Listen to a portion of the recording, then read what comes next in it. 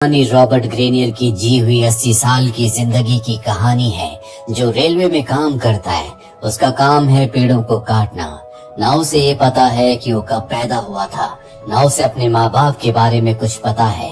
जब वो 6 साल का था तो उसके गले में एक कार्ड बांधकर उस पर लिख दिया गया था फेरी इडाओ। फेरी ढाओने के बाद वो अनजान लोगों के साथ रहने लगा। उसने एक दुकान में काम भी किया जो कि चीनी परिवार था, और यहाँ के लोग उन्हें अक्सर यहाँ से निकाल दिया करते थे। उसने अपनी आंखों के सामने देखा कि अमेरिका से कई 100 चीनी परिवारों को निकाल दिया गया, जिस वजह से उसका काम छूट गया। इसके बाद वो एक आदमी के साथ रहने लगा, पर एक दिन उसके ऊपर किसी जानवर ने हमला करके उसे मार दिया और अब रॉबर्ट का स्कूल भी छूट जाता है। दरअसल उसे नहीं पता कि जिंदगी में उसे क्या करना है। हर रोज का उसका एक ही मकसद था, पैसे कमाना और अपना पेट भरना। इसी तरह से वक्त गुजरता गया और अब रॉबर्ट बड़ा हो गया। उसने अब तक की जिंदगी में बहुत मुसीबतों का सामना किया था, इसीलिए वो बहुत कम बोलता है। उसका कोई दोस्त नहीं है। एक दिन वो चर्च जाता है जहाँ पर उसकी मुलाकात एक लड़की से होती है जिसका नाम ग्लैडियस है। दरअसल ग्लैडियस ने आज पहली बार रॉबर्ट को चर्च में देखा है, इसीलिए वो उससे बात करती है। रॉबर्ट को ग्लैडियस बहुत पसंद आती है और अब वो हर रोज चर्च आना शुरू कर देता है। 3 महीनों में इन दोनों की दोस्ती प्यार में बदल जाती है। जल्दी ये शादी कर लेते हैं, जिसके बाद ये फैसला करते हैं कि नदी के किनारे ये अपने रहने के लिए लकड़ी का एक छोटा सा घर बनाएंगे। जल्दी ये अपना घर बना लेते हैं, साथ ही मुर्गियां भी पालते हैं। ये अपनी जिंदगी में बहुत खुश हैं। रॉबर्ट को रेलवे में अपनी जॉब के चलते कई दिनों तक घर से बाहर रहना पड़ता है। उसके साथ जो काम करते हैं वो अलग अलग देशों से यहाँ पर आए हैं, जिनसे रॉबर्ट की अच्छी खासी दोस्ती हो जाती है। ये सब उसके लिए परिवार की तरह है। एक दिन कुछ व्हाइट लोग आते हैं जो एक चाइनीज वर्कर को अपने साथ ले जाते हैं। रॉबर्ट उन्हें ऐसा करने से मना करता है, पर रॉबर्ट की आंखों के सामने वो उसे ऊपर से नीचे धक्का देकर मार देते हैं। वो कोई कारण नहीं बताते कि उन्होंने इस चाइनीज वर्कर को क्यों मारा था। उसकी मौत से रॉबर्ट को बहुत दुख होता है। अक्सर रॉबर्ट को उस चाइनीज वर्कर के विजन्स आते हैं। उसके दिल में एक दुख है कि वो उसे बचा नहीं पाया। रेलवे का काम खत्म हो जाता है, जिसके बाद ट्रैक का उद्घाटन किया जाता है। सब बहुत खुश हैं, लेकिन रॉबर्ट नहीं। आज भी उसे उस चाइनीज वर्कर की मौत का बहुत दुख है। ये प्रोजेक्ट बहुत लंबा चला था, इसीलिए रॉबर्ट कई दिनों के बाद अपने घर वापस आता है। वो अपनी वाइफ ग्लैडी को देखकर बहुत खुश है। ग्लैडी भी उसके लौटने पर बहुत ज्यादा खुश होती है। रॉबर्ट की अब एक बेटी भी है, जिससे रॉबर्ट बहुत प्यार करता है। रॉबर्ट के लौटने की खुशी में आज रात को दोनों के दोनों बहुत अच्छा डिनर करते हैं। और अब रॉबर्ट सीजनल लकड़ियों को काटने का काम ले लेता है। इस वजह से उसे बहुत लंबे वक्त तक घर से बाहर रहना पड़ता है। वो दूसरे लोगों के साथ लकड़ियाँ काटता है जिन्हें वो नहीं जानता, इसीलिए वो बहुत कम बात करता है। यहाँ पर एक आदमी भी होता है जो हमेशा सबको बाइबल के वचन सुनाता है, पर एक दिन यहाँ पर एक ब्लैक मैन आता है जो कि उसे गोली मार देता है। वो कहता है कि इसने मेरे भाई को सिर्फ इसलिए मारा था क्योंकि वो ब्लैक था। इस वर्कर की मौत से सब के सब बहुत ज्यादा परेशान होते हैं। रॉबर्ट अब तक अपने चाइनीज वर्कर दोस्त की मौत को नहीं भूल पाया। आज भी उसे उसके विजन आते हैं। इनके साथ एक ओल्ड मैन भी होता है जिसका नाम अर्न है। अर्न का काम है विस्फोट करना। जब दूसरे काम करते हैं तो वो उन्हें ध्यान से देखता है, साथ ही वो अपनी जिंदगी के अनुभव को सबके साथ शेयर करता है। हर रोज ये जंगल के और भी अंदर जाते हैं ताकि ज्यादा से ज्यादा लकड़ियों को काट सके। जिस तरह के इन्हें प्रोजेक्ट मिलते हैं ये इतने आसान नहीं है। रॉबर्ट को आज भी रात को अपने उसी चाइनीज वर्कर दोस्त की याद आती है जिसे काम के दौरान मार दिया गया था, जिसे वो बचा नहीं पाया था। उसके दिल में उसे ना बचा पाने का गिल्ट है, इसीलिए उसे नींद नहीं आती। आन बार बार उसके पास आकर माउथ ऑर्गन बजाकर उसे सुनाता है ताकि उसे अच्छे से नींद आ सके।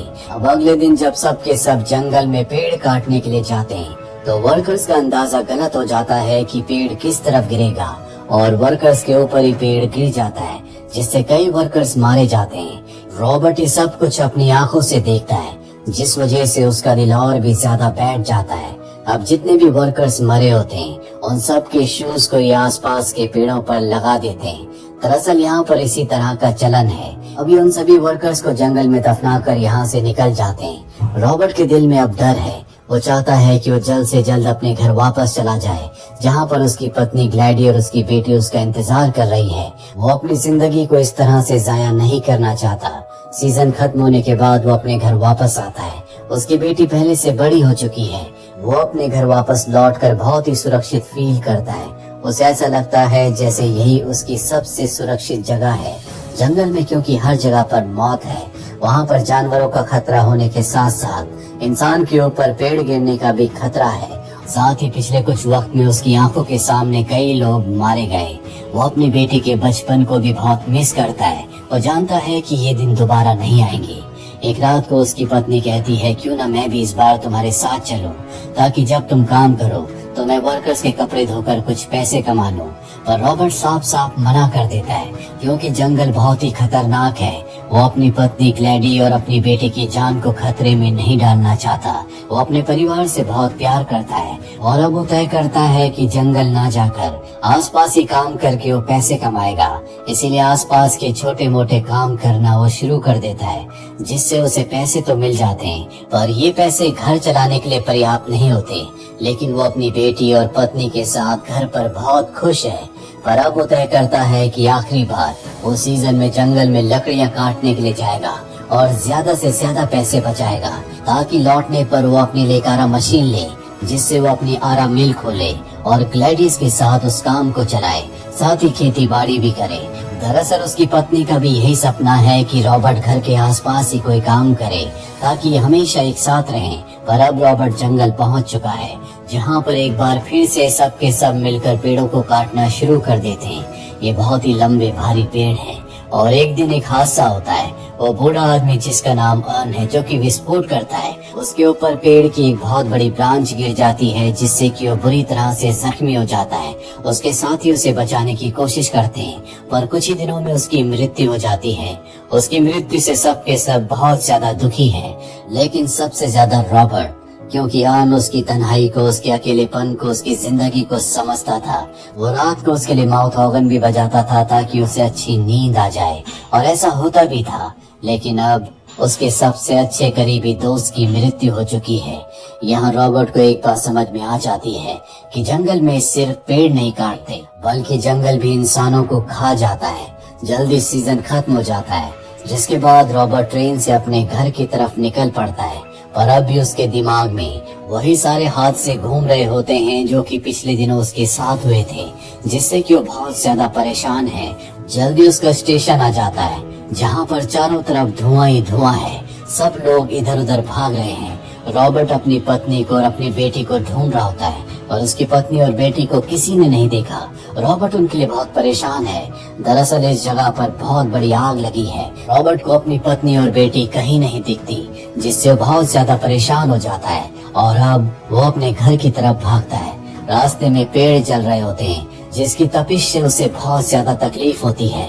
हर जगह धुआं है, उसे सांस लेने में तकलीफ हो रही है, लेकिन फिर भी वो किसी तरह से अपने घर तक पहुंच जाता है। वो देखता है कि उसका घर आग की लपटों से घिरा हुआ है। उसकी आंखों के सामने उसका घर जलकर राख हो जाता है, और रॉबर्ट को पूरा विश्वास है कि उसकी पत्नी और बेटी जिंदा हैं। इसीलिए आसपास के सभी इलाकों में वो उन्हें ढूंढने के लिए जाता है, और उनका कुछ पता नहीं चलता।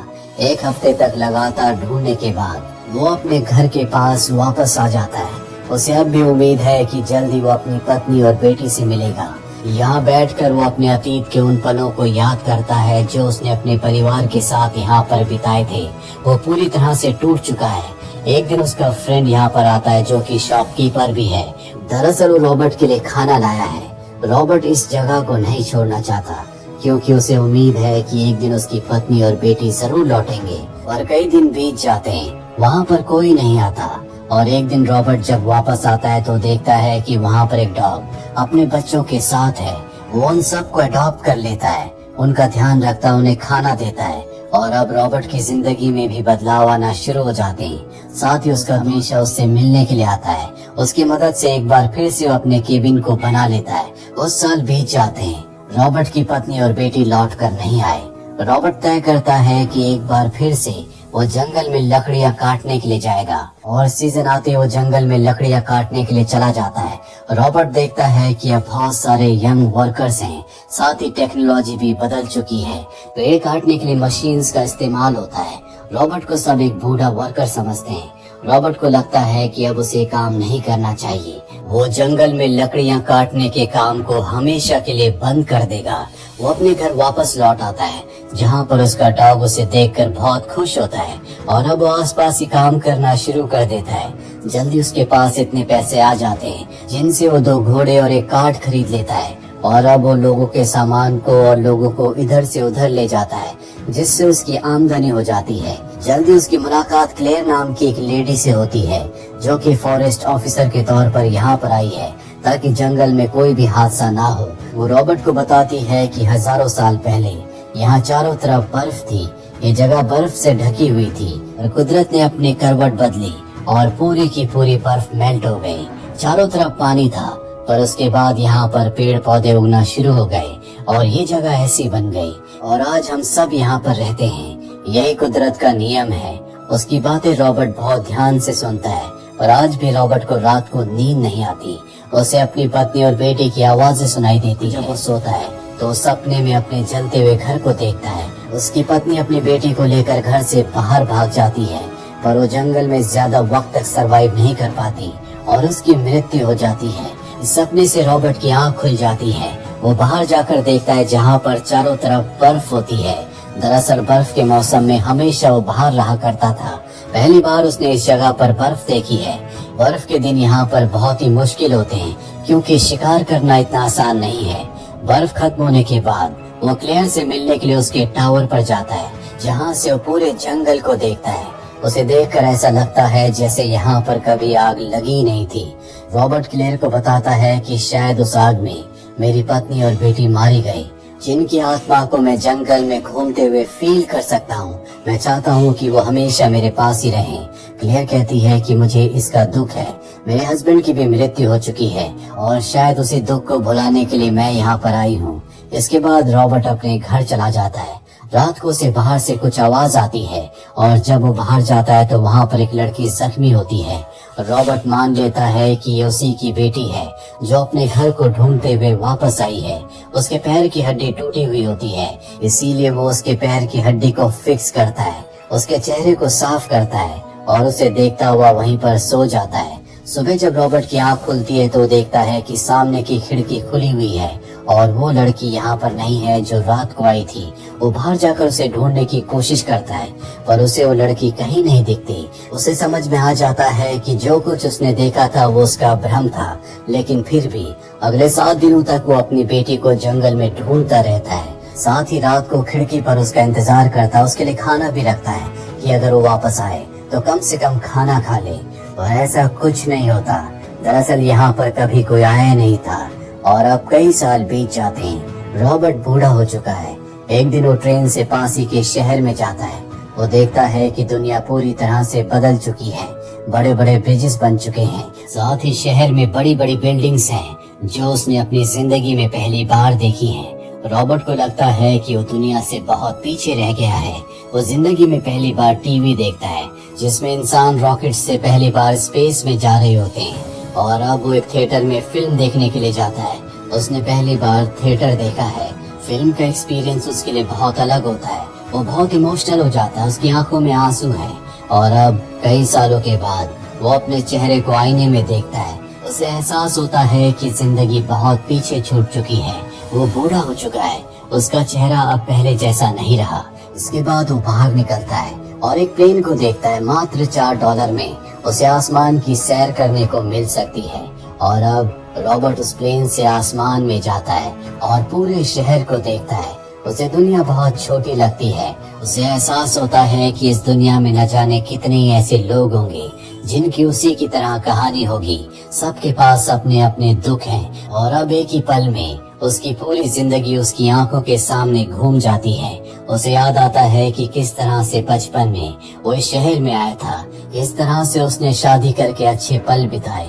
अपनी बेटी के साथ अपने लम्हों को याद करता है, जिससे उसे बहुत खुशी होती है। उसे अपनी जिंदगी के उतार चढ़ाव याद आते हैं। उसे एहसास होता है कि अगर इस जिंदगी ने उससे बहुत कुछ लिया है तो उसे बहुत कुछ दिया भी है। हालांकि वो अपने दुख में अपनी जिंदगी को जीना भूल गया था, पर अब उसके अंदर एक सुकून है। उसी सुकून के साथ वो अपने केबिन में वापस लौट जाता है। उसकी उम्र 80 साल हो चुकी है और एक रात को सोते सोते उसकी मृत्यु हो जाती है। उसका कोई वारिस नहीं है और अब इस घर को भी नेचर ने अपनी चपेट में ले लिया है। दरअसल ये कहानी हमें दर्शाती है कि जिंदगी इतनी आसान नहीं होती, पर जिंदगी में जो भी सिचुएशन आए हमें उसका सामना करना चाहिए और सबसे बड़ी बात कि हमें जिंदगी को एंजॉय करना चाहिए। इसी का नाम जिंदगी है।